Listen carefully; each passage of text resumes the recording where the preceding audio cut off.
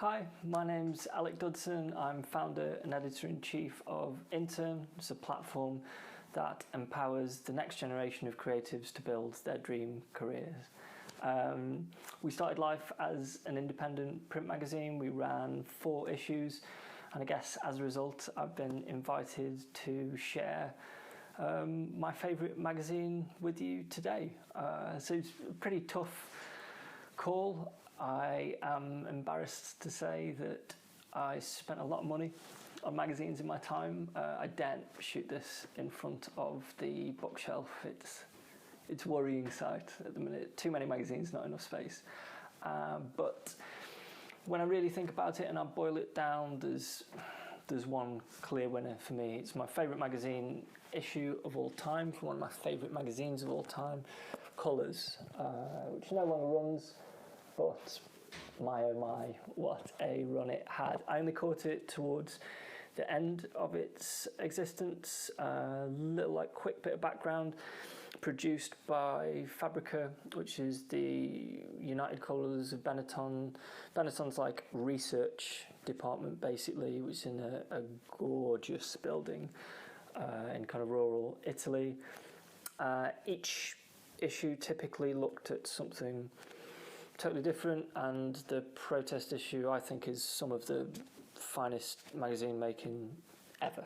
I guess when it comes to why, for me, the editorial structure is what really sets it apart. I mean, the art direction is incredible, but it was a very unusual experience for me to open up a magazine and just kind of see a series of quotes that kind of lead on from one another. They are connected, but not super connected. And then we've got kind of archival stuff in here as well that kind of leads into a bit of something. But I mean, I'm used to seeing features that kind of, maybe it's an interview, maybe it's a photo-driven piece.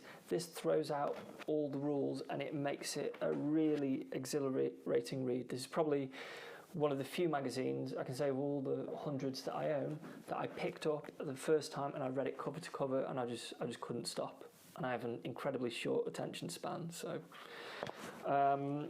there's loads of beautiful moments in terms of tone as well. It goes from incredibly serious, hard-hitting stuff to really tongue-in-cheek things. There are lots of kind of cut out and keep style guides, protesting with money, how to kind of get around being tear gassed, and then within it, when it kind of does lull you into a sense of security and kind of settle into a bit of a rhythm, the kind of editorial quality is incredible. Every issue of Colours has a real kind of sense of the international to it. If this sounds interesting to you, the football one, even if you're not really into football, is also incredible in that regard.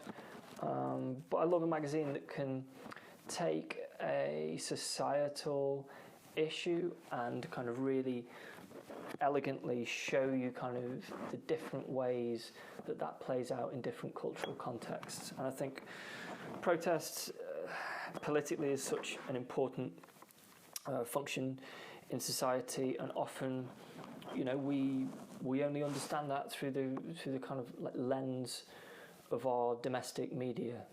It doesn't really cover even half of it. So if that's something that generally something that you're intrigued by, or if you're just a massive magazine nerd, if you've not already got copies of Colours, whilst they no longer publish, I'm pretty sure that you can pick up back issues still. I think last time I checked, somehow you could still pick up copies of this, and again, I maintain it is the best magazine issue that I have ever had the pleasure of enjoying.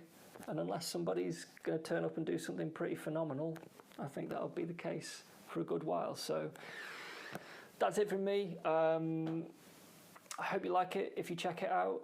Looking forward to hearing what magazines you guys are into, and thank you to the International Magazine Centre for inviting me to be part of this. Take care, everyone.